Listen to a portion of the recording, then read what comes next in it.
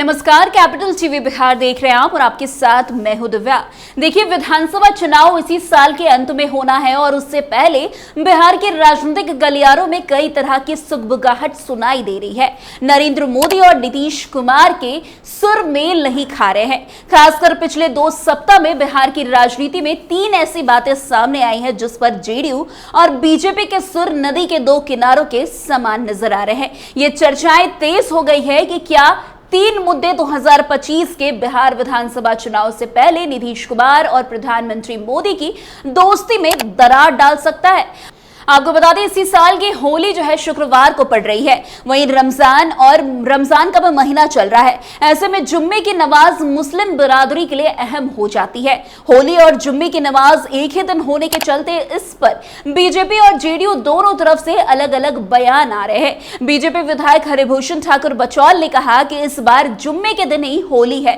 मुस्लिम बंधु या तो घर पर रहे, अगर घर से निकले तो बड़ा दिल करके निकले। अगर कोई रंग अबीर लगा भी दे तो उसका बुरा ना माने। निश्चित रूप से हमारी मांग सही है। जुम्मा साल भर में 92 बार होता है, जबकि होली एक ही बार होती है। हमारे रंगों के त्योहार को वो अगर बुरा मानते हैं तो घर पर ही रहे। बीजेपी विधायक बचौल के इस बयान पर जेडीयू की तरफ से बिहार सरकार में मंत्री जमा खान जवाब देने के लिए सामने आए।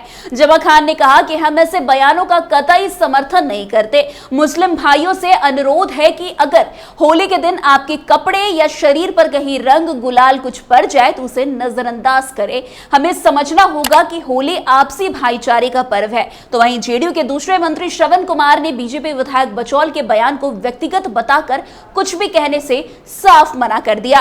होली पर बीजेपी की ओर से मुस्लिम को घर पर रहने की सलाह आने पर जेडीयू नेता और दरभंगा की मेयर अंजुम आरा ने प्रशासन से अपील कर दी कि 12:30 बजे से 2 बजे तक होली के उत्सव को अस्थायी रूप से रोक दिया जाना चाहिए।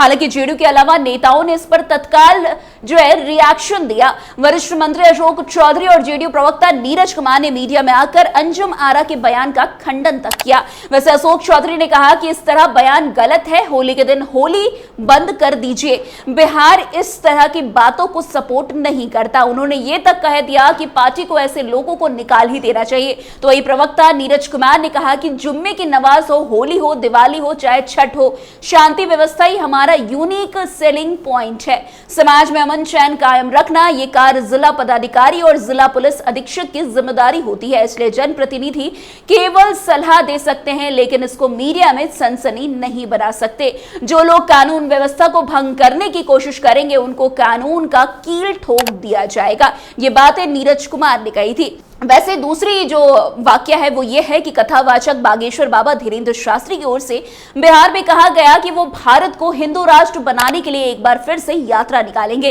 इसके बाद बीजेपी विधायक हरिभूषण ठाकुर बचौल ने कहा कि 1947 में जब देश का विभाजन हो गया तो बचा हुआ राष्ट्र हिंदू राष्ट्र ही है।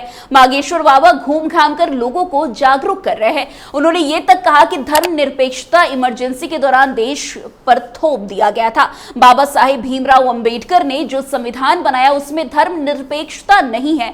उन्होंने दोहराया कि भारत हिंदू राष्ट्र है। हरिभूषण ठाकुर का यह बयान आने के बाद जेडीयू की तरफ से मंत्री जमा खान ने सादे शब्दों में कहा कि बिहार में जब तक नीतीश कुमार मुख्यमंत्री हैं तब तक यहां धर्मनिरपेक्षता का कोई खतरा नहीं है। तो वहीं जेडीयू प्रवक्ता नीरज कुमार ने भी कहा कि बीजेपी विधायक हरिभूषण ठाकुर बचौल और नेता प्रतिपक्ष तेजस्वी यादव होली के सांस्कृतिक इतिहास से अपरिचित है, इसलिए ये दोनों अनर्गल बयान दे रहे हैं। इतिहास में मुगल शासनकाल की होली का विस्तृत विवरण है, जिससे पता चलता है कि यह पर्व गंगा जमुना सरस्वती संस्कृति का प्रतीक है। दोनों नेताओं को पता होना चाहिए कि बिहार में धर्म के नाम पर वोट करने वालों की संख्या 1.4% है।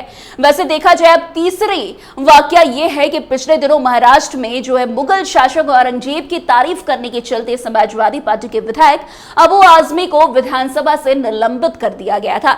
इस मामले पर बिहार में भी जेडीयू और बीजेपी के बीच तलवारी खिंच गई थी। जेडीयू के एमएलसी खालिद अनवर ने कहा था कि हमारे देश की राजनीति की ये बदकिस्मती है कि पार्लियामेंट में एकेडमिक चर्चा हो रहा है। अगर कोई फिल्म बनता है, तो कोई आर्टिकल लिखता है, तो उस पर वाद विवाद और चर्चा होना पूरी तरह से शैक्षणिक है। देश में जो भी बड़े इतिहासकार हुए हैं, उन्होंने औरंगजेब के बारे में अलग अलग राय रखी है।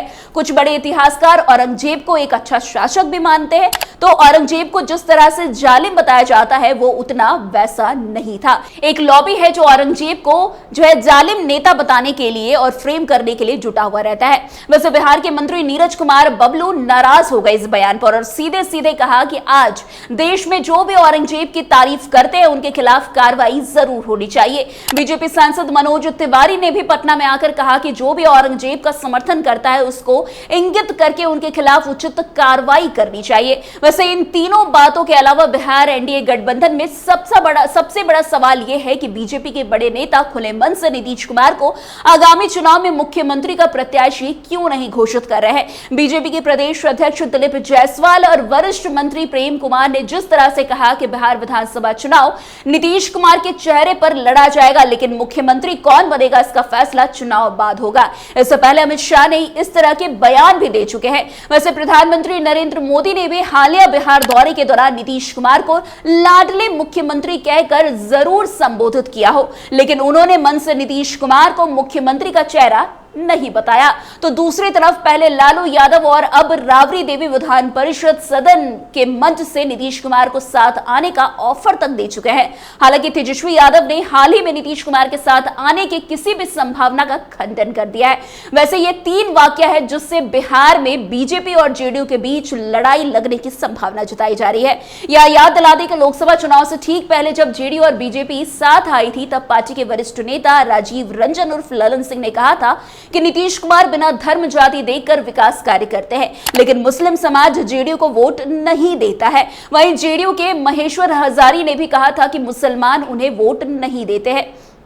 अब इसी को लेकर ये बातें विधानसभा चुनाव के पहले चलने लगी है कि क्या चुनाव में जेडीयू और बीजेपी के जो नाते हैं वो टूटने वाले हैं, क्या चुनाव में एनडीए में बड़ी फूट हो जाएगी। ये बातें इन दोनों सुर्खियों में छाई हुई है। लगातार ऐसे मुद्दे सामने आते रहते हैं जिसमें जेडीयू और बीजेपी के पक्ष आपस में मेल खाते हुए नजर नहीं आते। आज हमने आपको 3 ऐसे मुद्दे बताए हैं जिसको लेकर चुनाव में कुछ बड़ा होने के संकेत भी मिल रहे हैं। वैसे लगातार नीतीश कुमार को महागठबंधन से बड़े बड़े ऑफर भी दिए जा रहे हैं। लगातार ये कहा जा रहा है कि नीतीश कुमार अगर हमारे साथ आना चाहते हैं, राजद के साथ आना चाहते हैं तो बिल्कुल आ जाए।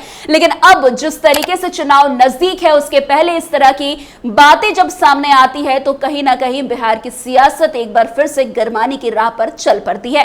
खैर, अब आने वाला समय बताएगा कि नीतीश कुमार की पार्टी जेडीयू और नरेंद्र मोदी की बीजेपी क्या कुछ आने वाले समय में करती है, क्या साथ रहती है, एक साथ चुनाव लड़ती है, या फिर से दोनों के बीच जो है बंधन टूट जाएगा। आज की इस खबर में बस इतना ही। अन्य खबरों में हमारे साथ ऐसे आगे बने रहे और देखते रहिए। तब तक के लिए कैपिटल टीवी बिहार। धन्यवाद।